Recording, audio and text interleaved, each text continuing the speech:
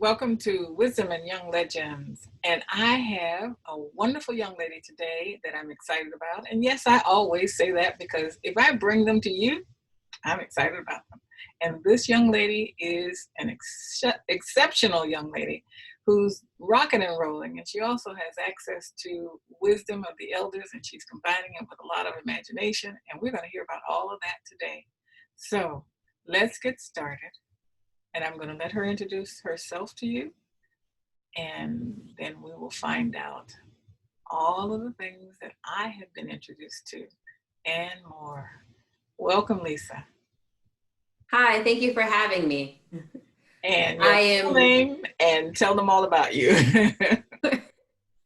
I am Lisa Newton. I am a world international educator for over 10 years, a variety of experiences in different fields of media to science, and that's kind of why I say world educator as a whole.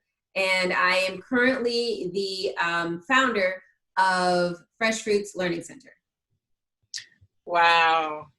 So when you say world, go back to that again. And how did you decide that you were going to use that term? You just explained it, but it probably went by a little bit fast. Go back and go deep on that. What does world educator really mean? Yes. Well, you know, you prefaced my experience with utilizing the wisdom of the past, of my elders, in conjunction with what I've learned as, I guess, a millennial, and looking into the future. This term world educator really stems from all of that culminated together. My educational background is actually in film and media. And so with media, you end up, especially with film, and I'm talking from writing to filming to even acting on camera, behind the camera. I had the lovely opportunity of traveling between California and New York and gaining that experience. But prior to that, my upbringing is actually filled with members of the world, of the globe as a whole. And it's interesting because many times I've encountered individuals and we have a conversation, they ask, where are you from? And I will say Florida. And they're like, where are you from? Or the question of, are you black? Are you black? And these are just, colloquial conversations that we're having, politically correct or not. And it does come, I grew up to eventually look back and say, why have I always been asked that question? It's because of the elders who have helped raise me. My mom, of course, is African-American. My father's side is half American Indian, as well as black. But those who raised me as a child are actually from the Caribbean. So I have this Caribbean culture, a lot of people say my hair, vibe that I kind of carry, as well as I would say determination for entrepreneurship. I played soccer for about 7 years, semi-pro golfer. So I encountered a lot of the Hispanic and Spanish background. So of course I picked up a little bit of Spanish, and I love to salsa dance and merengue. When people see me dance, then they're definitely like, okay, so are you Dominican? Where are you from? And with my family, my one unit is in New York and Boston, Massachusetts. So there's this city, northern side, but then I spent summers on a farm in Georgia, a very small town in Georgia, near a Piggly Wiggly and a dirt road. So, picking berries and going fishing. So there's also that very earthy, slow down kind of cultural, or I won't say cultural, but a countryside twang that I also have to a certain extent. And that really caused me to attract friends who are also of those different cultures and diversities. So naturally, when I finished university in 3 years after finishing a year at UCLA at Florida State University, I sought to leave the country, and I did. I left the country and backpacked throughout Central America, and it was really this open-ended. I love film, I love writing, but there is this part of leaving a legacy and encountering and impacting the world that I missed. And so instead of spending my last year at university in conferences and workshops, writing workshops, which were absolutely amazing, I chose to backpack and, in a sense, figure it out. So I ended up volunteering and working for several malnourishment clinics and orphanages throughout Central America, backpacking. Sometimes I lived in the jungle for about a year. I found myself on the wrong side of a volcano. I have great stories, but that is where I guess my the calling and purpose of which even I'm living out today, that was the creation of Fresh Fruits Learning Center, really connected with my love of education and my love of even film and writing. All of it is developing a story, and I just feel there are some stories that are not being told, and there are some stories that are not being cultivated so that they can be told, which is why I do call myself a world educator, a global educator, not just speaking English, but Spanish, French, a little bit of Russian, and again, just through encountering individuals in the communities that I either attract or I'm attracted to. And so I've just continued to grow and expand, and am seeking now to gain some ground and some footing and establish the fruits of what I've experienced and what I've learned. Amazing. I didn't know half of that. That is absolutely wonderful. Now, some of the things that I relate to on a personal basis, I can say that there was a time when I would say, I feel like I lived from 1920s to now. And the reason that I say that is because, those backwoods of Georgia and the dirt roads that you're talking about, that's where I grew up. I grew up in the backwoods of Georgia, barefoot and walking around in sand. And so when I saw The Color Purple, I looked at it not for some of the stuff that was going on in the movie, but for the scenery. I said, I know this. I know that house. Yes. I know that dirt road. I know those woods and whatever. I could relate to the physical environment that they were in. And fast forward to today, then that means I could relate to those kinds of cultures, or that time frame to now. And I cherish that. I really do. Now, when I hear what you're doing, you take that and put it on steroids. It's like, okay, go for it, girl. Yes, you're absolutely correct. There's something about being raised in the country and of all of it, of the environment, what you're experiencing, what you're seeing literally life grow before you, whether it be a flower or plant, being able to put your hand and your bare feet in that dirt and that earth. There's something that builds not just character, but also ownership. And through ownership, almost a responsibility and an inner calling of needing to or wanting to build, to be honest with you. And because there are a lot of other communities, I don't really like to call them first world, second world, or third world, because it usually has a very specific connotation to it that's not necessarily the best, because I've actually had the time of my life and felt the most alive in what some people will call third world communities, third world countries. And as you say that, though, what that translates to me, and I'd never thought about this until you just said it, it's like closest to the earth or standing on concrete. That's the difference to me. Truly, truly. And when you're standing on earth, as I was sharing, there's this character building, but also a yearning to build. It's not just a blank slate, but it's fertile land to create and to be creative. And there's so much wisdom that is also given with being able to work with wood and work with stone and water and plants and crops, that I would say even to this day, we've used some of those tools to help mass produce many different items, whether it be organic or non-organic, but also in our own personal lives.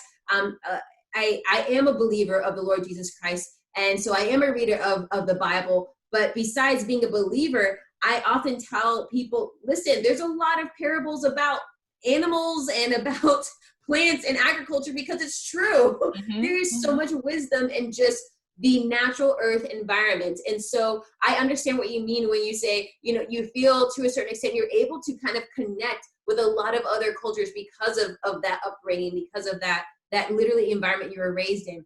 And so what I've decided, what I've longed to create, and what I've deduced everything to is our environment, the earth, the rawness of the land can actually, and was, I believe, meant to help build us to be self-sustaining individuals, not just as the human body, but also as a community.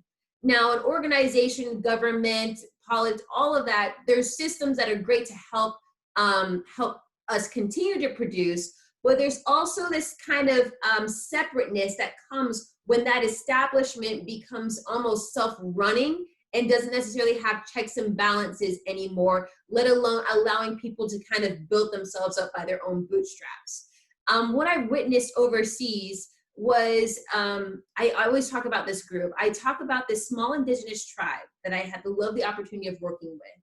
This indigenous tribe, I mean, these individuals would walk around in their full beaded regalia, tattoos, you know, whatever it was that was truly, I mean, you would see them walking through the mall. Something you would probably never see here in the United States unless it was Halloween or something of that nature, but fully in their full regalia shopping. You know, they're buying blankets, they're buying an appliance, so on and so forth. And that wasn't just about their pride, but also their ability as an indigenous group that was able to maintain their native language, their culture, their societal, you know, culture, as well as maintain the land of which they lived on.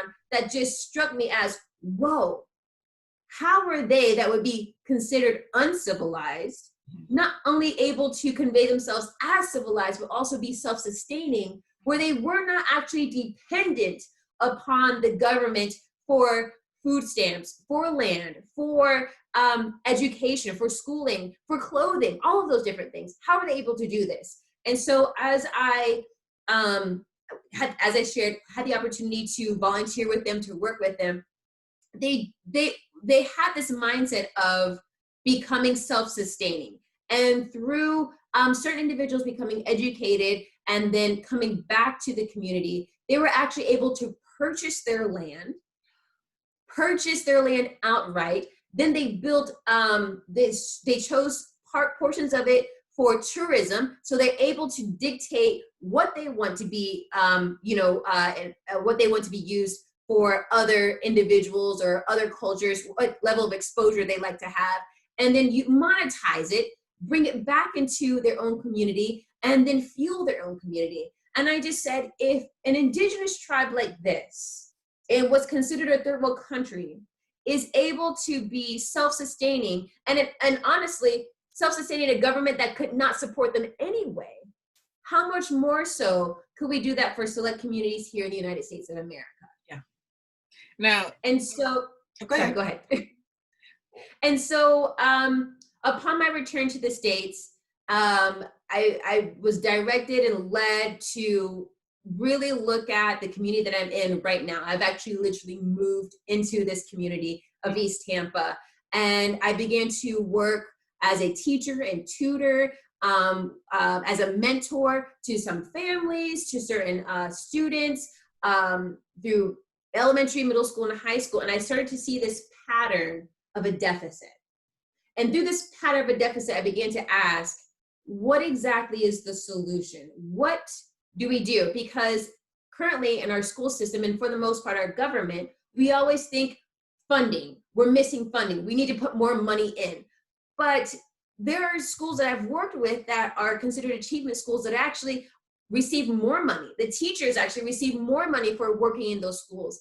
More money doesn't necessarily seem to be just the flat out answer, because you're talking about putting money into a school, but not necessarily money into a community that can then sustain that school or even sustain a quality or standard of living for not just those students, but also the families and the generations that are to come from those students. And I sat there, I said, okay, well, how do we do this?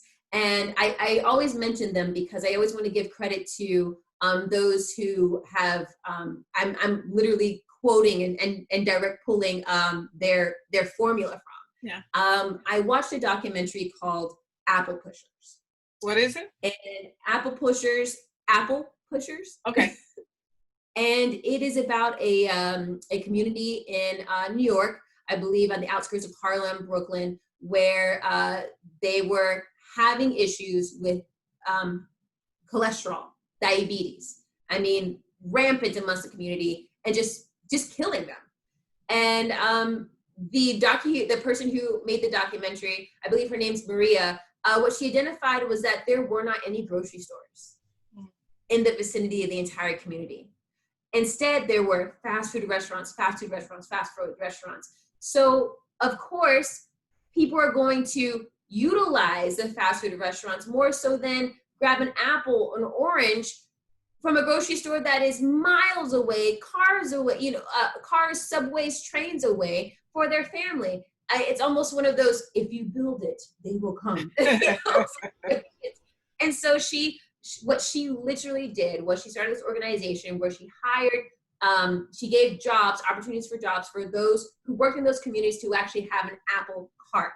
And it was actually bringing back the apple cart to that area, because if anyone knows New York is very much of a city, not much of an agriculture-based town at all. So one way that they had always traditionally brought in fresh fruit was by apple pushers. And so that was by bringing in the fruits, literally fresh fruit, into this community, the community was able to access that fresh fruit to bring them nourishment, and thus the fruit of that labor is that the rates of cholesterol and diabetes have gone down.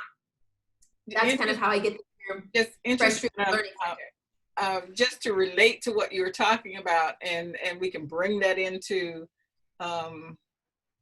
today and the culture on a day-to-day basis. I was in a hurry to go somewhere, and I started to stop at a fast food restaurant, and I won't say which one. And I think I had $10 in my pocket, and I said, I refuse to give my last $10 today for some chicken nuggets or something, that's not going to sustain me throughout the evening. So I deliberately decided that I was going to stop by a fruit stand or a vegetable stand, and whatever my $10 could buy, I was taking home. I was going to spend every last dime of it, and whatever I could get. I had enough for a week. Wow. By the time I was done, it blew my mind. Wow. It's interesting that you say that, because one of the concerns that I've heard, and to a certain extent I do agree, of families purchasing fresh fruits, is that it is expensive. Mm-hmm. There's something that is going on within our society. I was a part of the GMO alert movement, genetically modified foods. We're creating these genetically modified foods that don't necessarily have the same amount of nutrients in them. We're not telling people that they're genetically modified, but it was produced under the guise that we could create more fruits at a cheaper cost for the masses. And instead, it seems the exact opposite has happened. One apple is between $2 to $3, just one apple. So how was one apple supposed to be able to feed a family, let alone be the better choice financially for a family or an individual who is, struggling to a certain extent in this world? So it's very interesting, and I love hearing that, number one, you made the deliberate choice, because it has to be deliberate. Even though where we currently live, there might be a grocery store around us, it's still not as prominent as fruit carts every other block as much as there are fast food restaurants. And we must make the conscious choice and conscious effort to say, no, I'm not going to get a 4x4 or a 5x5. I'm not naming any. They all have their purpose, but yes, we do have to make that conscious choice to say, I am going to trust that this apple, these grapes, these pineapples are going to bring forth more nourishment and be more fulfilling for myself than this temporary situation.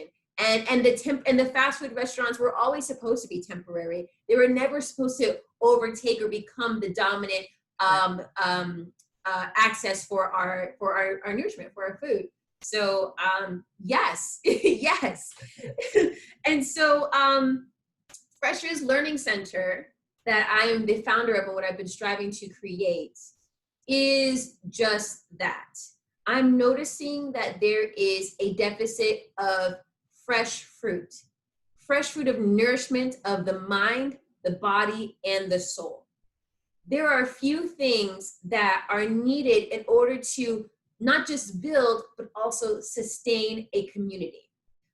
Fresh Fruits Learning Center strives to identify those things and to provide those things to the community. I do not seek to replace the school system. I do not seek to replace the school. I seek to support the community and the school, be that bridge that fills in that gap that a lot of schools feel the pressure of, and honestly, a lot of communities also feel the weight of. Fresh Fruits Learning Center is a center where students of all ages, of all backgrounds, can go to receive an experience. It's an experience, not just tutoring, but an experience, because here they can receive experiments of problem solving. Problem solving is huge as a deficit that we're missing from a lot of these below the line socioeconomic communities. Our schools are not really able to provide the time or the resources or materials to provide problem solving or critical thinking skills. But those problem solving and critical thinking skills are the things that we literally need to build. And I want the communities to become builders, not just, for lack of better words, factory workers. A factory worker is someone who kind of stands on a line and they hear an audible voice or their boss tell them, you need to stamp all of these. And the line goes by stamp, stamp, and they do that for 9 to 5 and they receive a check and that's it. There's no say about what type of check. There's no say about what type of job. There's no say about promotion. There's no say about maybe finding a better way to do this. There is nothing. There is just doing what you're told. Have you heard that before? Of course, doing what you're told. No. If you just do what you're told, you'll get an A. If you just do what you're told, you'll get a check here. If you just do what you're told. And unfortunately, I am part of the generation that realized doing what you're told actually hurt us. I was a senior when the recession hit.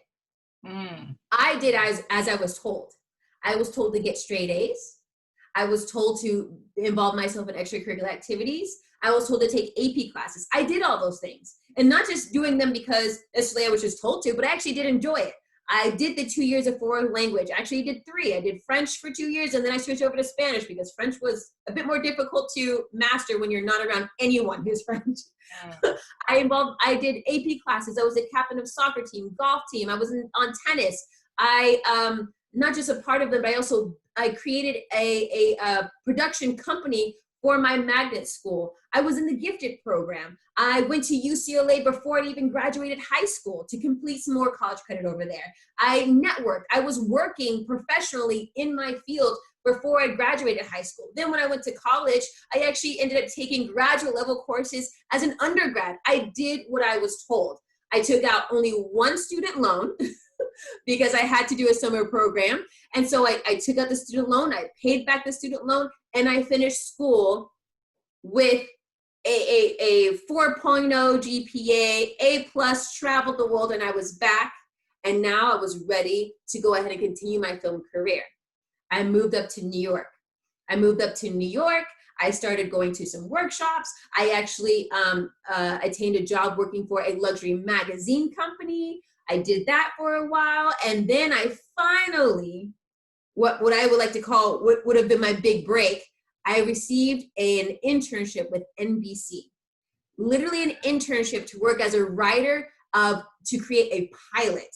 It was a program where they were taking in about 7 to 12 students or individuals to create pilot series. They were going to show us how to create a pilot TV show. And I was so excited. I applied, I heard back and forth, and then within a week, and the recession had hit maybe about a month prior to this happening, but within a week, I went back to the studio and no one knew who I was talking about. Wow. I said, no, okay, wait, I have emails. I'm here for this. And they said, well, do you have access? No, I don't. I'm in the process of. They didn't know the director I was talking about. They didn't know of the writer I was talking about. They didn't even know the program I was talking about. All emails ceased to exist. There was nothing.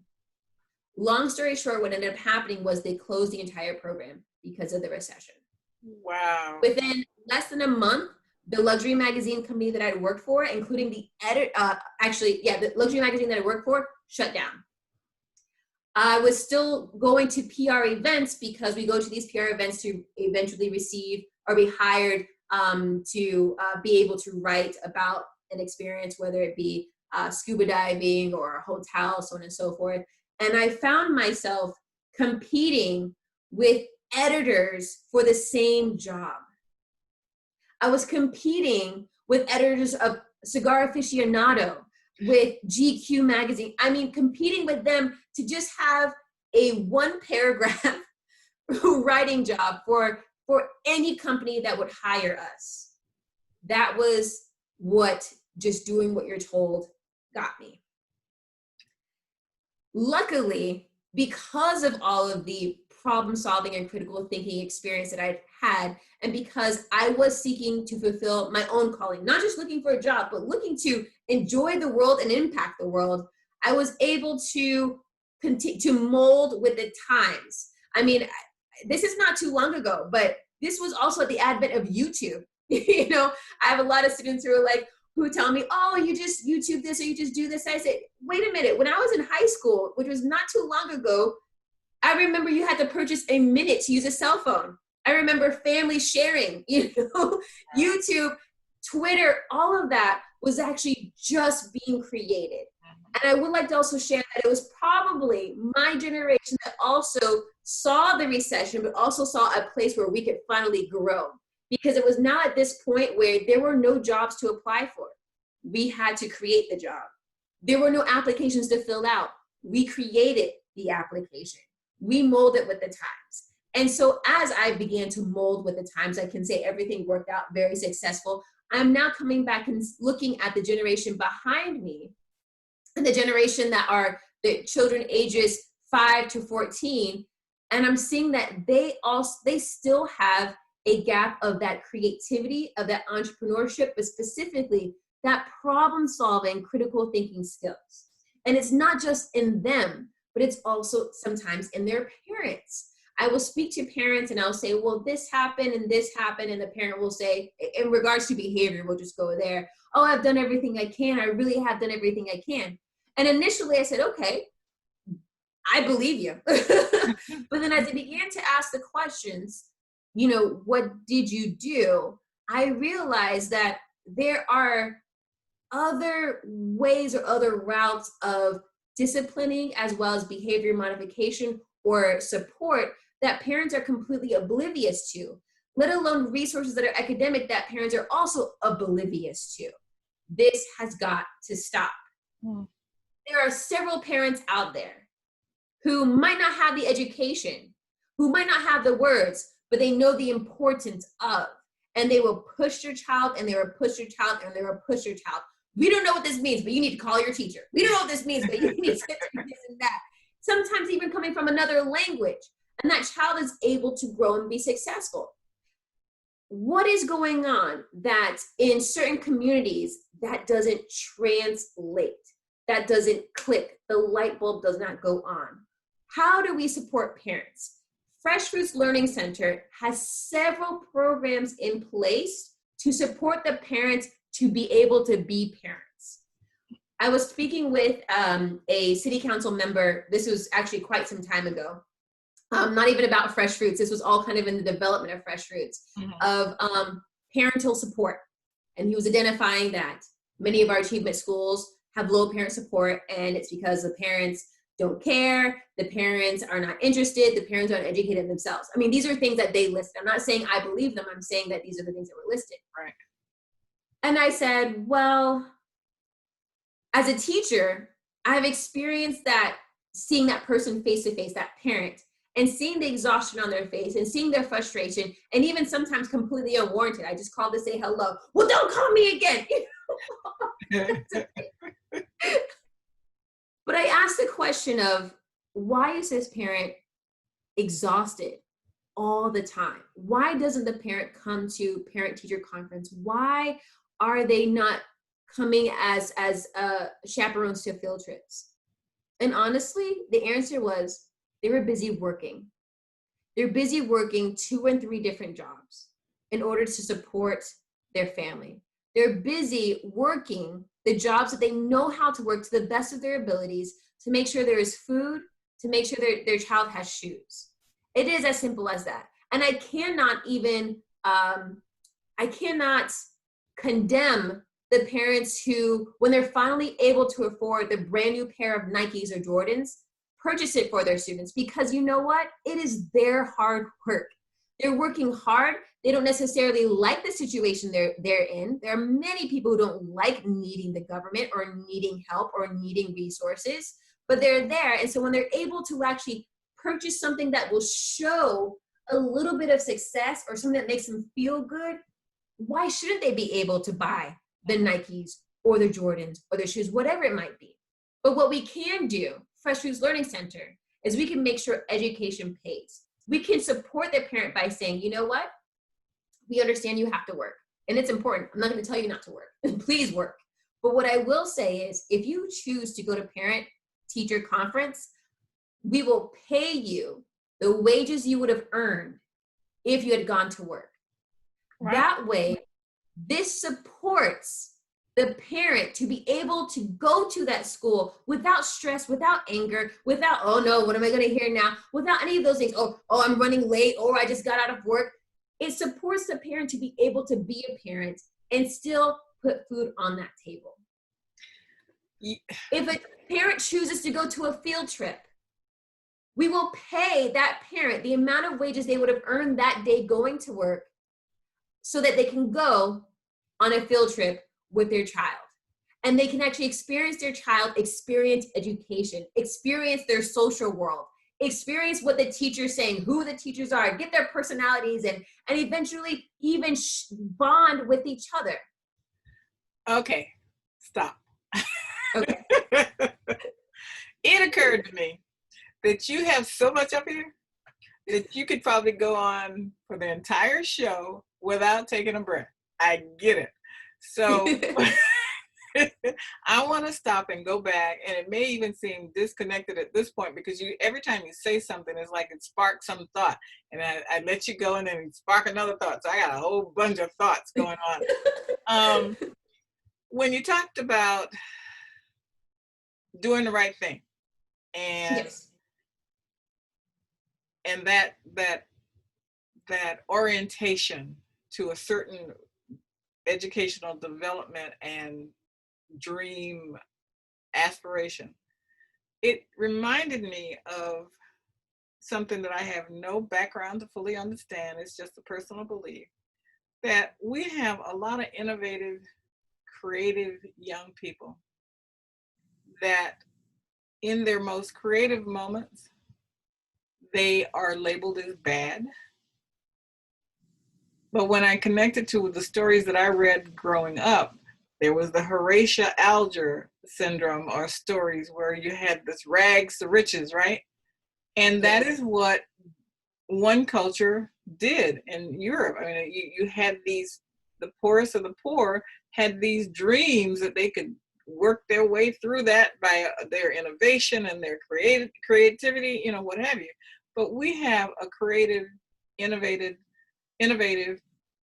energetic, and that's the key right there, person that, they get slapped down, and all of a sudden you have robots or people that are in jail because they simply were a little bit too active. So that's one thought, but I'm gonna roll back even further. I'm curious to know, what was 5-year-old Lisa like? Tell me about her. Who was she? Oh, wow. 5-year-old Lisa I remember not speaking so much. Now, my mom might tell you the latter and say that I spoke a lot, but I remember truly observing. I remember being a watcher. I remember trying to absorb as much as I could so that I actually could communicate. Mm. I was because I was an only child raised by a single mother, and a mother who was also working. She was working in the medical field, and then she went to go back to school to learn how to become an interpreter for the deaf. So there is I was alone, but not alone. But in my aloneness, I was always with adults, and I was still taught you don't speak unless spoken to, and I was still taught I need to go sit at the kids' table, and I was still taught that to be careful when you speak to an adult. And I remember that of being careful to how you speak or how you approach an adult. And in knowing that, it caused me to say, okay, well, how do I do this? Because I do want to convey, I'm bored. I do want to convey, can I read that book? Or I have this question, and so on and so forth. And so it caused me to really internalize a lot of my thoughts, but also to listen. If I'm not able to speak, or if I'm not able to speak because I don't know how to, well, then let me listen. And so 5-year-old Lisa was actually quite inquisitive because of a roadblock. Mm. Because the roadblock was put on me that I was not really allowed to speak whenever I wanted to, or I had to sit still because mom was getting ready to teach or mom was getting ready to learn, I had to practice self-discipline and control myself. But I did not, I don't mean control as in keep your hands together, but I mean control as in figure out this puzzle. How am I going to be able to speak in a manner that would not be disrespectful to an adult, also speak in a manner that an adult could understand, which means I have to stop crying and I have to stop that, but then also to get what I want. And so 5-year-old Lisa was actually quite the problem solver herself, and choosing to utilize the best of a situation. I remember this, and this goes very specifically to what I believe you're asking, and even what I've found myself asking my students. There was a time my mom was working at a school. I don't know which role she had, but she's working at a school, and I was put in this room with a computer, and I could see her, and she said, okay, you have your coloring books, you have your reading books, and then you have this computer. Well, I was tired of coloring. I'd read the book 5 times already, and so I chose to use the computer. But this computer only had Mavis Beacon on it. I don't know if you remember Mavis Beacon. Do you remember the typing program? Yes. And I don't mean a 2020 typing program. I mean IBM typing program. Mm-hmm. It was old. It was old even for me at that age. It was old. And I typed, and then that was it. I tried to see, is there any other programs I could play? No, it was just that. And I looked at my mom, oh, I'm ready to go, so on and so forth. And it was just, I was not okay. I was antsy, it was itchy. I wanted to go, I wanted to do something. I would get up, take breaks. I would see my mom's eye, okay, I need to sit myself down. But it was making the best out of that situation. And so I remember sitting down and saying, okay, we're going to win this game, because of course, I'm 5. That's what I thought it was. I thought it was a game that I just didn't enjoy. So I said, okay, let's win this game. I played Mavis Beacon for at least an hour or 2 straight. I made the best of the situation, but I also learned a skill. To this day, people will tell me that I type just extremely fast. I went to have myself tested by the government for firefighters or something like that. I don't remember what it was, but they needed a typist, and I said, oh, okay, I'll show you what I can do. And it was over 80 words per second. or per minute, sorry. Yeah. And I find that a lot of times we are in the situation that we can't necessarily do what we want, but it doesn't mean there isn't a learning opportunity in that. And I would say 5-year-old Lisa, very early on, I couldn't necessarily say, oh, I'm going to take advantage of this learning opportunity, but I insisted, I'm here for a reason. And it's not to get a spanking, and it's not to get a beating. So what can I do to gain something or learn something from this box that I might be in currently that I know will end, but for now, this is where I am. So. Wow. That is amazing. Okay. So the reason I know you is because of your mom. And honestly, I don't remember why we met. It was probably because I was in sales at some point in time and I came to her for us. I think that's what it was. And I remember you, but you were just a baby. I mean, a little person that was there. Nothing out of the ordinary. You did your job. You stayed in your place and you were not interrupting or anything like that. But I do remember her being very proud of you. So I know there is respect between the two of you. So my question to you, as little Lisa grew up, what was your breakaway moment that you became you without destroying the relationship between the two of you? Wow. Wow. My breakaway moment. I would say, wow. My breakaway moment may have come in high school.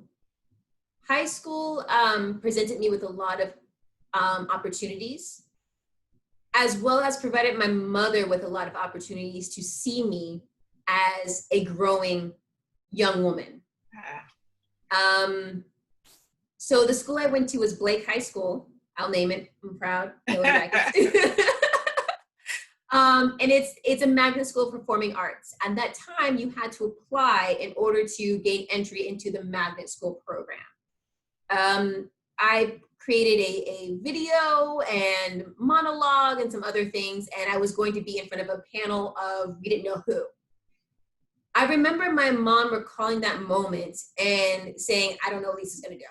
I don't know what she's gonna do.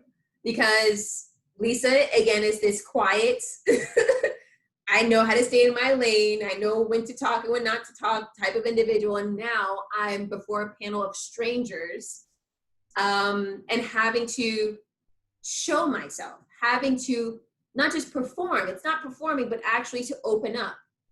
And she was able to be in there because, you know, minor. I was a minor at the time. And I remember just saying, okay, I get to talk. Okay, I get to talk about all kinds of ideas and just, you know, share and be as colorful and creative as I would love to, because this is that platform. This is a school of performing arts. We are now able to perform. And so I did. And everyone was laughing and I was laughing. We had a great time. And I remember my mother saying that it was the first time that she saw Lisa, that she saw Lisa Newton. And she was enamored. And I think for her, that was that, okay, I can rest. My little duckling is going to be okay stretching her wings for herself. And in high school, it is that time where parents do have to wait outside suddenly for their daughter or for their son. And in high school, I chose to just be involved in as many activities as I could. I mean, there's so many different things that were not available to me in middle school. And now because I am older and I have my driving permit, I don't necessarily need my mom to have to come pick me up or drop me off. And so I got involved in soccer. I got Now, involved in the morning show, before you pivot film go crew. down that road, hold on a second. I really did. And Hold on 1 second. sure. I'm really stuck in the moment when you talked about your mother being able to breathe because she finally saw you. Now, when I ask that question, it is always from the point of view of your feelings and how you felt. And they just happen to be there in the scenario that I'm painting in my head. But you brought it home in a way that I'm going to be thinking about this every time I ask the question from this point on, is that is a wonderful moment. And I remember those moments myself, but I had never really wrapped my brain around it from that point of view and in the way that you said it. But when they see that you're going to be okay because you had the nerves to just do it, that is a good moment. It's like, yes, I've done what I could do. Yes. She's going to be okay. Yes. And I think that was so much more essential for my mother to see than for myself. Growing up an only child, and as I shared, observing a lot, I did grow in independency. I did grow in wisdom. Truly, I gleaned a lot of wisdom from the adults that were around me. And so in being wise and growing independent, that's all things that you can't necessarily see.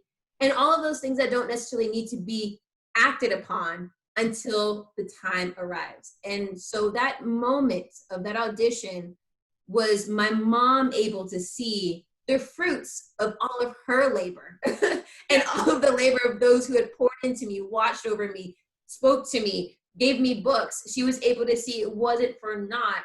It was actually somewhere inside of me and now able to see it. And I think for her, it allowed her to, as you said, as I shared, kind of release the duckling.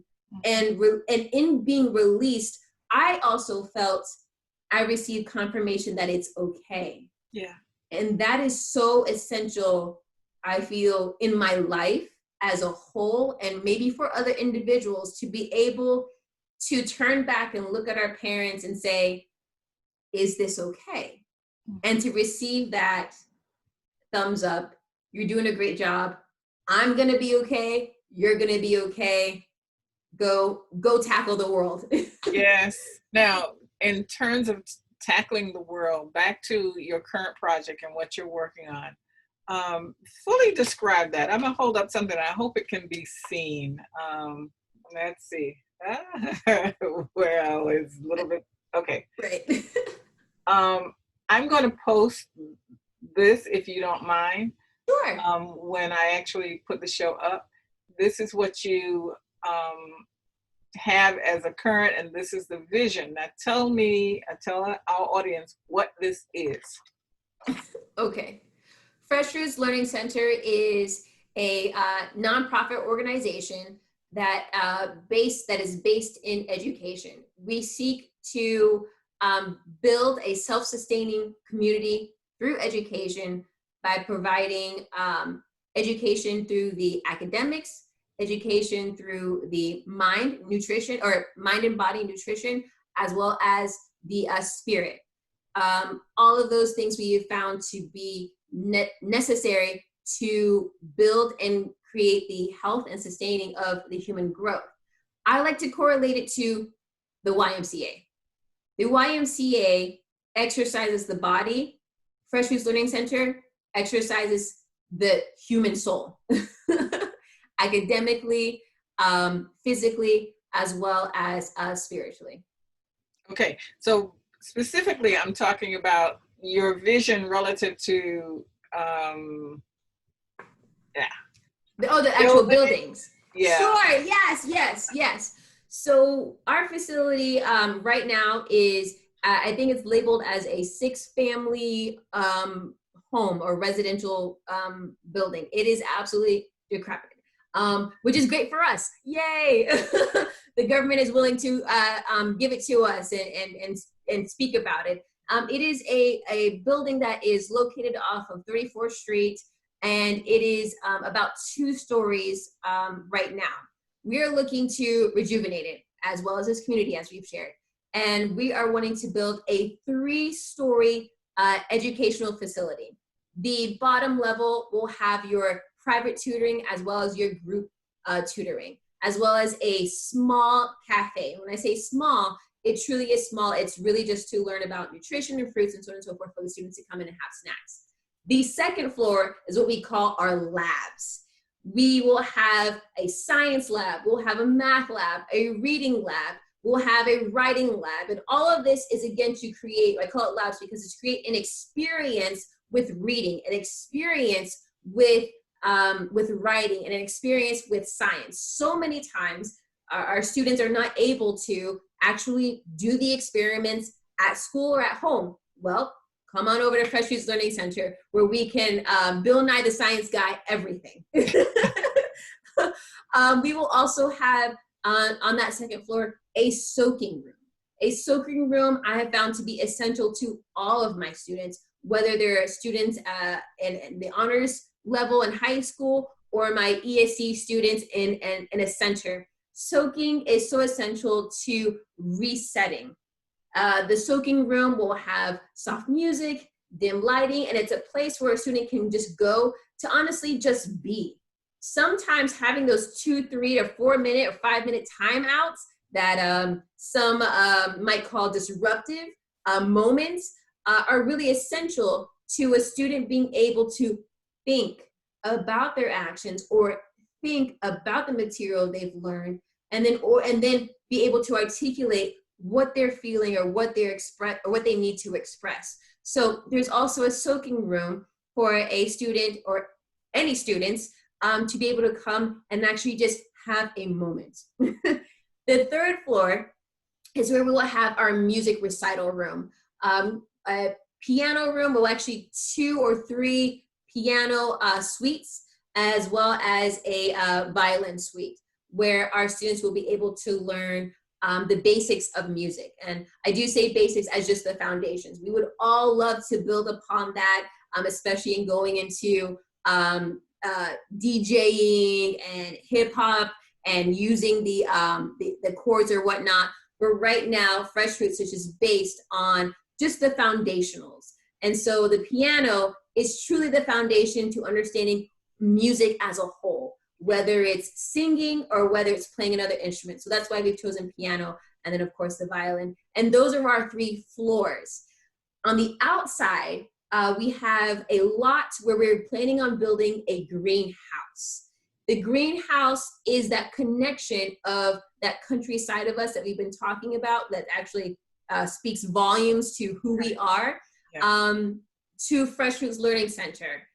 Fresh fruits, there must be fresh fruits as well. So our students will be engaged in actually growing their own fruits and vegetables, being able to actually build something and also being able to receive something, the fruits literally of their labor, gaining that endurance and gaining that determination and focus, and also that soft-handedness that sometimes comes to nourish a crop to its harvest time. So that is the foundation, the brick and mortar of Fresh Fruits Learning Center. I'm really excited about. So what do you need?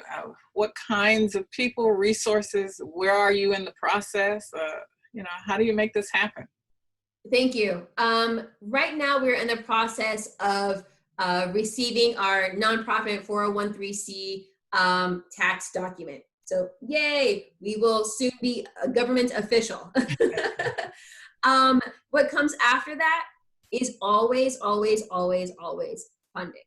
It's honestly funding. We have been able to utilize a realtor to help us work with the city of Tampa to purchase the building at a phenomenal price.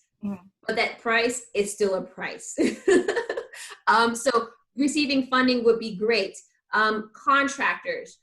We have one contractor that we've spoken to I would personally like a bid from at least 2 other contractors to truly build the technological facility that we're wanting to build. And with that, of course, will also come volunteers that we will need, that we would like to have to help build the facility itself. Funding for our board of directors. I have several board members that I would love, not to just pay them, but also to provide them with some sorts of financial, monetary compensation to dedicate time to building Fresh Fruits, the nonprofit. I have a board of directors who works for our international, who's our international person. She is our liaison between us at Fresh Fruits, as well as several schools in the Middle East and China, to hopefully build a pen pal. I'm sure these are throwback words. To build a pen pal. I get it. I came up during that time frame when we really literally had pen pals. Right. Yeah. So we want to do something like that, of course, 2020 version with some international schools. I also have a board member who actually develops curriculum. I would love to allot her the time to be able to build upon some of the foundations of the different curriculums that the different subjects will have at our school.